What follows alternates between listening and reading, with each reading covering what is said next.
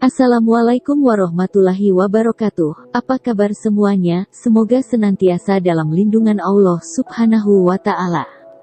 Sejak diperkenalkan dengan agama Islam, masyarakat Yasrib yang datang berhaji sangat antusias dengan dakwah Nabi, sehingga agama Islam telah mulai bersemi di Yasrib.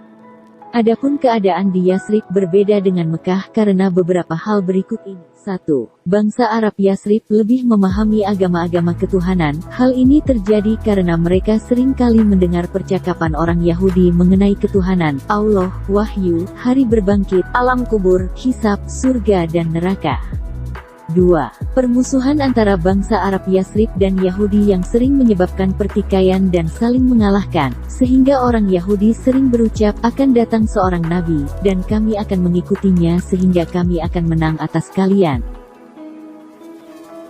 3. Ada dua suku besar di Yasrib, yakni Aus dan Khazraj yang saling bersaing, sehingga kedua-duanya saling bersaing masuk Islam, agar dapat mendapatkan sekutu lebih banyak dan menjadi pemenang.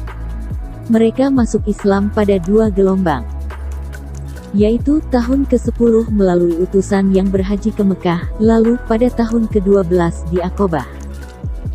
Pada awalnya, Nabi Muhammad SAW menyuruh para sahabat berhijrah terlebih dahulu ke Yasrib untuk menghindari ancaman Quraisy yang semakin gencar. Melihat hal tersebut, kaum Quraisy merasa khawatir dan berupaya menghalangi Nabi untuk dapat menyusul mereka. Selain itu, kota Yasrib merupakan lalu lintas dagang yang harus mereka lewati saat menuju ke Syam.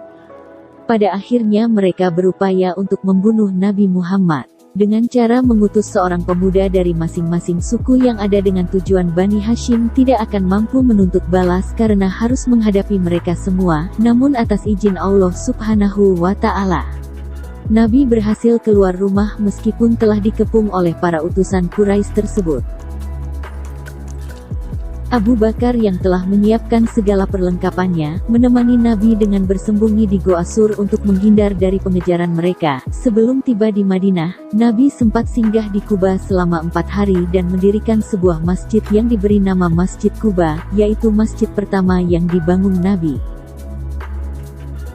Setibanya Nabi Muhammad SAW di Yasrib, kemudian nama Yasrib diganti menjadi Madinah atau lengkapnya Madinatun Nabi yang artinya kota Nabi.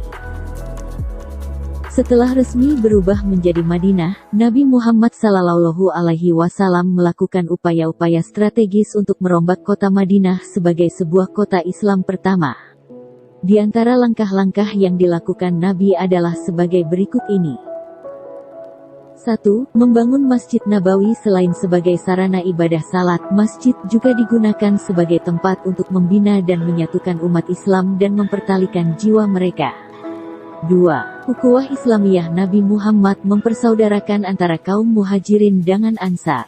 3. Mendeklarasikan piagam Madinah untuk menciptakan stabilitas keamanan dan kenyamanan. Rasulullah membuat sebuah deklarasi bersama, karena selain Muslim, di Madinah juga tinggal suku Yahudi yaitu Bani Mazir dan Bani Quraidah dan beberapa suku lain yang masih menyembah berhala.